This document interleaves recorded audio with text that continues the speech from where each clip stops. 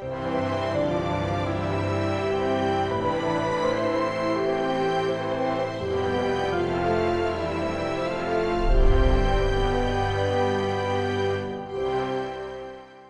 오늘은 필라델피아 교회를 살펴보려고 합니다. 소아시아 7교회 중에서 이제 마지막 6번째 이제 한 교회를 남겨두었습니다.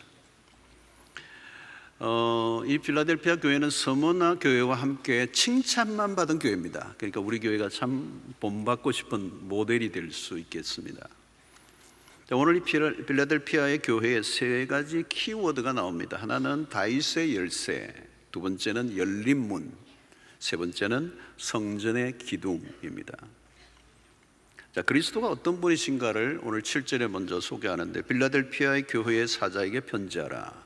거룩하고 진실하사 다윗의 열쇠를 가지신 이 곧 열면 닫을 사람이 없고 닫으면 열 사람이 없는 그가 이르시되. 자, 그리스도는 다윗의 열쇠를 가지신 분이라는 것입니다. 자, 오늘 이 다윗의 열쇠는 이사야 22장 22절에 나옵니다.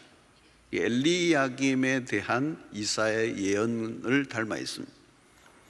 히스기야 왕, 구약시대 히스기야 왕이 통치하던 때에 엘리야김이라는 국내 대신, 오늘로 얘기하면 비서관 정도의 사람이 있었는데, 그 당시에는 누구나 곧바로 왕을 만날 수가 없었습니다. 이 엘리야김을 통해서 왕을 만날 수가 있었습니다.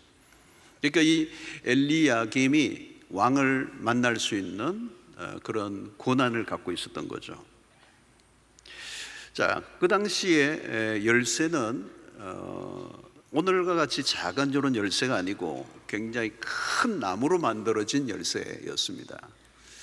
그러니까 이사야 22장 22절을 보면 다윗의 그 열쇠를 어깨에 맸다, 그렇게 표현을 합니다. 열쇠를 어깨에 맸다는 게 좀 이상한데 그 당시 그렇게 열쇠가 큰 것이었습니다. 자, 이 열쇠라고 하면 우리가 금방 떠오르는 게 뭐냐면 권세입니다. 권세. 누가 열쇠를 가지고 있느냐 하는 것입니다. 이 다윗의 열쇠는 그러므로 누구를 상징하는가 하면 예수 그리스도를 의미합니다. 이 그리스도가 가지신 이 권세는 구원과 심판에 대한 권세죠. 그래서 우리의 죽고 사는 것이 그분의 손에 있고 또 우리의 구원이 그분에게 달려 있다는 것입니다. 당시 유대 해당의 그리스도인과 유대인들이 섞여 있었습니다. 처음에는. 그런데 시간이 흐르면서 유대교의 지도자들이 회당문을 닫아버리고 그리스도인들, 그러니까 그리스도인이 된 유대인들을 출입을 막아버렸어요. 그래서 회당에서 쫓겨나게 된 것입니다. 그래서 오늘 그 배경으로 이 다윗의 열쇠를 얘기하는 거죠. 내가 여는 문은 유대교 지도자들이나 로마 당국이 닫을 수 없다. 아무리 대적자들이 방해를 해도 주님이 열어놓으신 그 구원의 문으로 당신의 백성들을 구원해 내실 거라고 하는 말씀입니다. 여러분, 우리의 삶에 이 천국으로 가는 것, 지옥으로 가는 그 문의 열쇠는 주님이 쥐고 계십니다. 모든 것은 하나님이 판단하시고 결정하신다는 거죠. 그래서 여러분, 우리의 인생의 생사하복 그분의 주권에 달려 있습니다. 여러분, 기억하십시오. 열쇠는 인간이 가지고 있는 게 아닙니다. 결정적인 열쇠는 언제나 주님의 손에 있습니다. 요한복음 14장 6절이죠. 예수께서 이르시되 내가 곧 길이요 진리요 생명이니 나로 말미암지 않고는 아버지께로 올 자가 없느니라. 오직 그분만이 구원으로 인도하는 길이라는 것. 그래서 오늘 교회의 흥망성쇠도 나라의 운명도 권력자의 위치 이동도 하나님이 결정하십니다.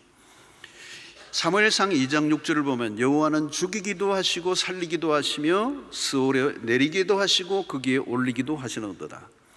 여호와는 가난하게도 하시고 부하게도 하시며 낮추기도 하시고 높이기도 하시는도다. 여러분, 이 노래는 한나를 배경으로 하고 있습니다.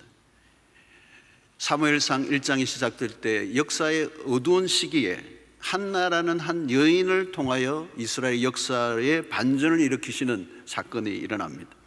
그 한나의 불임의 여인의 사무엘이라는 한 인물이 태어나고 그 역사를 바꾸어 놓습니다. 가장 절망적인 상황 속에서 반전을 일으키시는 분. 여러분, 실험에서 막판 뒤집기라는 게 있죠, 그죠? 거의 질 것 같이 밑에 있는데 뒤집어 엎는 거예요. 이게 실험의 묘미입니다. 막판 뒤집기. 그런데 이것의 전문은 하나님이십니다.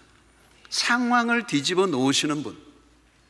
하나님의 역사는 언제나 역동적입니다. 그래서 가난한 자와 부한 자의 운명을 역전시켜 버리는, 죽이기도 하시고 살리기도 하시는, 그래서 극단적인 상황 속에서 하나님의 주권은 더 빛이 납니다. 우리는 항상 하나님의 주권에 초점을 맞춰야 합니다. 성공과 실패, 생명과 죽음, 모든 게 하나님에게 달려 있는 줄로 믿습니다. 그래서 여러분도 성경을 읽을 때 우리는 언제나 주어가 하나님이에요. 그래서 여호와는 죽이기도 하십니다.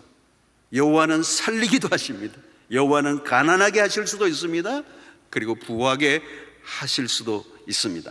그러니까 언제나 주어가 여호와예요. 여호와께서. 그래서 성경을 보면서 우리는 언제나 무엇에 눈을 떠야 하느냐면 하나님의 행위, 하나님의 그 의지, 그 하나님의 열심, 그 하나님의 행위의 도드라짐을 보아야 됩니다. 자, 그렇다면 우리가 취해야 할 태도는 겸손, 그리고 그 하나님의 주권을 노래하는 것. 모든 것은 그분에게 달려있음을 믿고 따라가는 것입니다. 하나님은 항상 인간의 예상을 벗어나 역사하십니다. 그래서 하나님은 세상의 천한 것들과 멸시받는 것들과 없는 것들을 통하여 있는 자들을 폐하려 하시는 하나님이십니다. 여러분, 답답한 상황 속에 처할 때가 있습니다. 때로는 우리의 생각대로 돌아가지 않을 때가 있습니다. 그때 우리가 해야 될 일은 뭘까요? 그 하나님의 주권을 믿는 것이죠. 그 주권을 믿는 사람들이 해야 할 태도는 언제나 기다림입니다. 아무리 여러분 기다리는 것이 빠른 길이에요. 때를 기다리는 게 믿음이에요. 기다릴 때는 아무 일도 일어나는 것 같지 않아 보이지만 주님의 때가 되면 주님의 권세로 본물 터지듯이 한꺼번에 모든 일들이 이루어지는 것을 보게 되는 것입니다.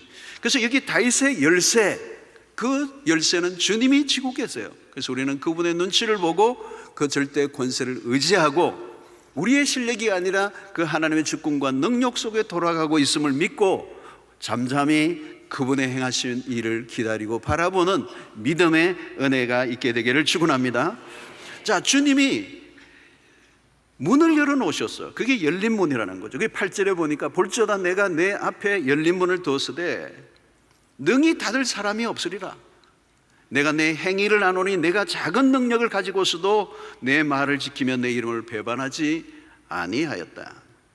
자, 여기에 여러분, 내가 내 앞에 열린 문을 두었다. 이 열린 문이 뭘까요? 다양한 의미로 적용할 수가 있습니다만 이 열린 문은 한마디로 얘기하면 기회라고 하는 문을 열어놓으셨다는 기회. 여러 가지 기회들이 필라델피아 교회에 주어져 있었습니다. 자, 그러면 이 문은 구체적으로 성경 속에서 여러 가지 곳곳에 나오지만 요한복음 10장 9절을 보면 이런 말씀이 있어요. 내가 문이니, 예수님이 직접 하신 말씀, 내가 문이니 누구든지 나로 말미암아 들어가면 구원을 받고 또는 들어가며 나오며 꼴을 얻으리라. 그리스도가 꼭 문이라는 겁니다. 구원의 길은 그리스도를 통하여 주신다. 그리스도를 통하지 않고 구원을 얻을 길이 없어요. 언제나 구원을 방해하는 이리떼들이 있는데 성도들의 영혼을 노리고 사단의 회당이 그 당시 빌라델피아 교회에 있었는데 시험이 있었지만 그 구원을 방해하는 많은 거짓된 가르침들이 있었지만 주님은 당신의 구원받을 백성들을 향하여 문을 열어놓으시고 그 백성들이 그 열어놓은 문 그리스도에게로 들어가면 그 구원을 막을 자가 없다는 것입니다. 여러분, 오늘 또 충성되고 신실한 자들에게 주님은 문을 열어놓으셨어요. 그러니까 여러분, 많은 사람들이 간다고 그 길을 가지 마시고 주님이 열어놓으신 길로 가시기를 바랍니다. 여러분, 예수께서 초청하실 때 문이 열린 겁니다.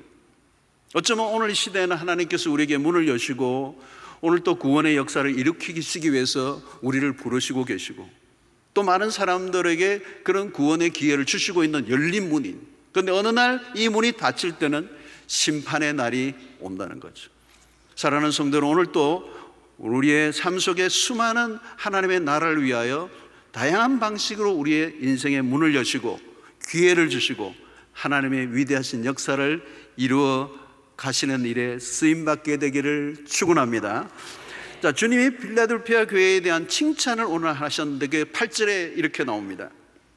내가 내 행위를 아노니 내가 작은 능력을 가지고서도 내 말을 지키며 내 이름을 배반하지 아니하였도다. 필라델피아 교회는 작은 능력을 가지고 있었습니다. 여기에서 능력은 세상적인 힘을 의미하는 게 아닙니다. 영적인 능력입니다. 그래서 교회는 세속적인 힘을 탐내서는 안 됩니다.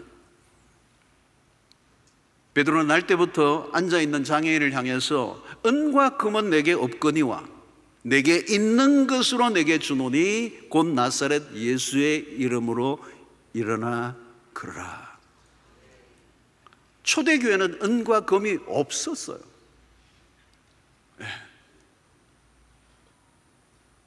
금과 음은 도리어 하나님의 역사에 방해가 된다는 거예요. 교회 역사를 보면 은과 금을 많이 가지면서 영적인 권세가 쇠퇴해버렸어요. 교회는 예수의 이름의 능력으로 충분하다는 거예요. 이게 교회만이 가지고 있는 비밀입니다. 아무리 작아 보여도 그 안에 독특한 능력이 있다는 거예요. 여러분, 교회는 세상이 가지고 있는 힘을 가지려고 할 필요가 없습니다.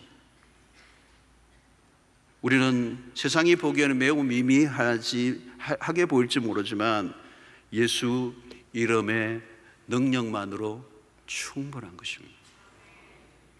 우리는 착각할 때가 있어요. 우리는 세상이 가지고 있지 않는 능력을 가지고 있다는 걸 놓쳐버리는 거예요. 내가 뭔가 대단한 걸 가져야 하나님이 역사할 것처럼 그렇게 생각하는 경우가 있어요. 여러분, 그렇지 않아요. 여러분, 오병이어를 보세요. 하나님의 손에 올려진 그 오병이어의 위대한 역사가 여러분, 작은 것을 통하여 큰 일을 이루시는 하나님. 다윗의 손에 들려진 물맷돌이 골리앗을 넘어뜨리고 모세의 손에 지팡이만으로 충분해 바로의 바로를 무릎 꿇게 하는. 그러니까 여러분, 우리가 얼마나 준비되어 있느냐, 내 능력이 있느냐 없느냐 중요하지 않아요. 우리가 하나님의 말씀을 순종하기만 하면, 있는 그대로 우리의 자신을 하나님께 드리기만 하면, 나의 작은 능력이 주님의 손에 붙들려지기만 하면 우리가 상상할 수 없는 일들을 하나님이 행하시는 줄로 믿습니다. 여러분, 요한계시록은요, 요한계시록의 핵심 중에 하나가 예배예요. 예배. 그런데 예배의 대상이 누구냐? 우리가 예배해야 될 대상이 누구냐? 어린 양. 예수 그리스도를 어린 양. 그 어린 양도 목배임을 당한 어린 양. 도살장에 끌려가는 힘없는 아무런 능력도 세상의 힘도 가지고 있지 않는 권력자에 의해서 끌려다니는 그 어린 양. 그래서 마침내 목배임을 당한 하나님의 어린 양 예수 그리스도를 예배하는 거. 이게 요한계시록 핵심이에요.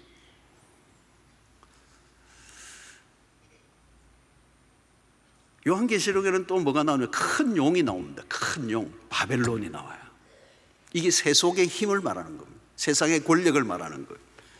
그러니까 4대 교회와 라디오기아 교회는 어린 양을 예배하지 않았어요. 그들은 용의 길을 걸었어요.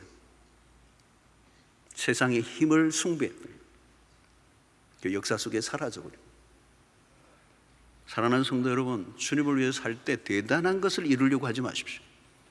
허황된 꿈을 꾸지 마세요. 내가 뭔가 대단한 것을, 뭔가 성공하면 하나님께서 나를 쓰실 거라고 상상하지 마세요. 하나님은 약한 자를 들어, 미련한 자를 들어, 비천한 자를 들어 하나님의 능력을 드러내시는 줄로 믿습니다. 필라델피아 교회 성도들은 주님의 이름을 배반하지 않았습니다. 오늘 배반하지 않았다는 것. 여러분, 배반은 비겁한 일입니다. 그런데 배신, 배반 생각보다 흔합니다. 여러분, 우리가 생각하기는 배신과 나와는 상관이 없다고 생각할지 모릅니다. 그러나 예수님의 제자들을 보세요.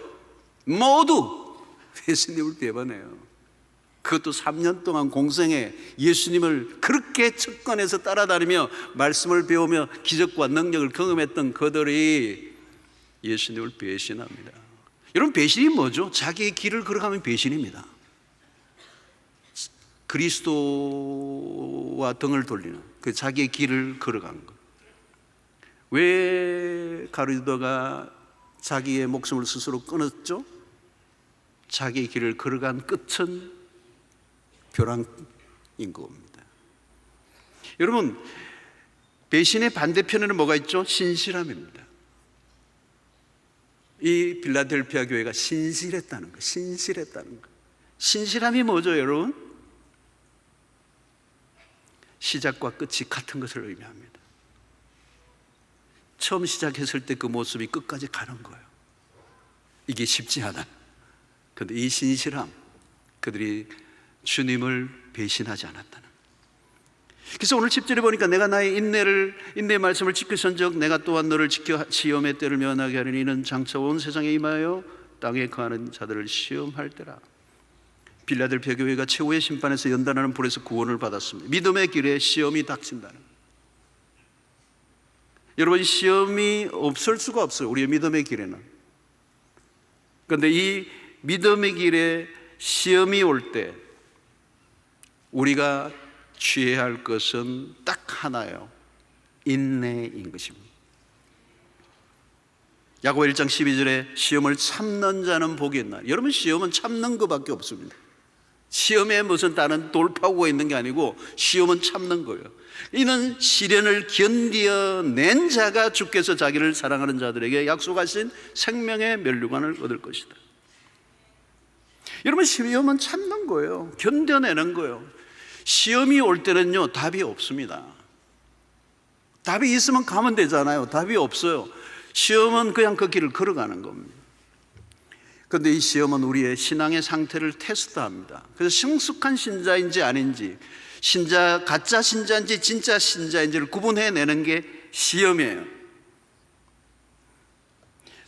누가 이 시험을 견뎌낼 수 있는가? 여러분, 인내라는 이 어려운 현실 속에서 가져야 될 우리의 믿음의 선진들이 우리에게 보여주는 것은 하나님의 약속을 붙잡고 답이 없지만 견뎌내며 그 길을 걸어간 사람들. 자, 그런데 오늘 11절에 보면 이런 말씀을 해요. 내가 속히 오리니. 이 말은 시험이 영원 무궁히 계속되는 게 아니라는 거예요. 끝이 나는 날이 올 것이라는 거예요. 여러분, 시련이 오랫동안 계속되면 의심이 찾아와요. 하나님이 나를 잊어버리시는가? 내가 뭘 잘못했나? 이 시련의 순간에 나 홀로 당하고 있다고 생각하면 주를 놓아버릴 수가 있어요. 그런데 주님은 빌라델피아 성도들에게 너가 가진 것을 굳게 잡으라고 말씀합니다. 너가 가진 것을 굳게 잡으라. 여러분, 내가 가진 게 뭘까요? 그리스도의 능력입니다. 우리가 승리할 수 있는 것은 우리가 붙잡고 있는 게 아니고 나를 붙잡고 있는 주님의 능력을 믿으라는 거예요. 그래서 히브리서 12장 2절에 믿음의 주요 또 온전하게 하시는 이인 예수를 바라보자. 그는 그 앞에 있는 기쁨을 위하여 십자가를 어떻게 해요? 참으사 부끄러움을 개의치 아니하시더니 하나님 보좌 우편에 앉으셨느니라. 여러분, 이 악한 세상을 우리가 살고 있고 불법이 넘치는 세상을 살고 있고 우리는 매일 시험을 치르고 있습니다. 우리의 믿음을 흔들려고 하는 얼마나 많은 어려움들이 끊임없이 닥쳐옵니까? 여러분, 그런 시험이 닥쳐올 때 조금 더 여러분들이 이상하게 여기지 마세요. 올 게 왔구나 이렇게 하시면 돼요. 여러분, 결혼 생활만 해도 얼마나 여러분 요즘 보니까 얼마나들 홍역을 치르는지 뭐. 그래요, 여러분, 부부가 같이 한평생 사이좋게 산다는 게 얼마나 어려운 일인지. 하고 싶은 말 다 하고 살면 매일 전쟁터가 되죠. 여러분, 몇 년 정도만 살고 나면 도대체 사랑이라는 단어를 어디에서 있는지 찾아볼 길이 없어. 그런 현실을 살아내야 되는 거죠. 그래서 가장 많이 마주치는 단어가 뭡니까? 인내. 믿음 생활의 이 인내. 한 가정을 건강하게 지켜내는 일은 쉬운 일이 아니에요. 그래서 고린도전서 13장 사랑장에서 바울은 사랑에 대한 열거를 하면서 제일 가장 먼저 무슨 단어를 가지고 옵니까? 사랑은 오래 참고 그런 겁니다. 결혼도 안 해본 바울이 어떻게 알고 이렇게 가장 먼저 사랑은 오래 참고라는 거예요. 근데 여러분 끝나지 않아요. 그걸로 이 고린도전서 13장 7절 마지막을 보면요 이렇게 해놨어요. 마지막 사랑에 대한 정의예요. 모든 것을 참으며 모든 것을 믿으며 모든 것을 바라며 마지막 뭡니까? 모든 것을 견디느니라. 제가 이빨을 계속 악물어가지고 치과 가야 될 것 같아요. 야고보 1장 4절 보세요. 인내를 온전히 이루라. 이는 너희로 온전하고 구비하여 조금도 부족함이 없게 하려 함이라. 인내가 끝날 날이 와요. 근데 그 인내를 통하여 하나님이 나를 가장 완성된 경지로 이끌어 가신다는 거예요. 그래서 욥기 23장 10절에 그러나 내가 가는 길을 그가 아시나니 그가 나를 단련하신 후에는 내가 순금같이 나오리라. 십자가를 통과한 이후의 부활의 그리스도, 욥을 통하여 그리스도를 바라보게 하는 거예요. 그리스도의 그 십자가의 고통을 참으심으로 우리에게 구원을 이루어 주신 그 주님을 바라보라는 거예요. 그러면 그 고난은 끝이 나는 날이 올 것이고 시험은 끝이 나는 날이 올 것이고 주님이 오셔서 그 참고 견뎌낸 자들에게, 이기는 자들에게 면류관을 주시겠다. 오늘 힘드신 분들, 그 힘든 것들이 언젠가 끝이 나는 날이 올 줄로 믿습니다. 자, 필라델피아 교회에 주시는 약속이 하나 있어요. 그게 12절입니다. 이기는 자는 내 하나님 성전의 기둥이 되게 하리니 그가 결코 다시 나가지 아니하리라. 내가 하나님의 이름과 하나님의 성 곧 하늘에서 내 하나님께로부터 내려오는 새 예루살렘 이름과 나의 새 이름을 그의 위에 기록하리라. 이기는 자는 하나님 성전의 기둥이 될 것이다. 성전 기둥, 그 성전의 문을 열고 들어가 영원한 성전에 들어가게 하신다. 이 하나님의 성전은 9절에 사탄의 회당과 대조를 이뤄요. 여러분 고대 세계에 요즘도 그리스나 이런 데 가면 엄청난 기둥들이 남아있지 않고 기둥이 남아있죠. 고대 세계 건축물을 세우는데 기둥은 너무 중요한 역할을 했습니다. 특별히 이 지진이 잦았던 필라델피아 도시 안의 기둥은 그 건물을 유지하는 데 너무너무 중요합니다.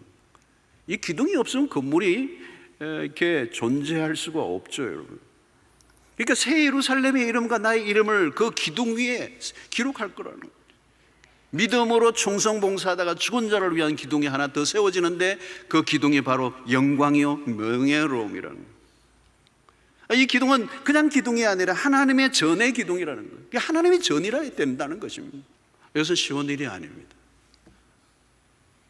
묵묵히 비가 오나 눈이 오나 처음부터 끝까지 신실하게 주님의 교회를 지키고 희생하고 헌신하고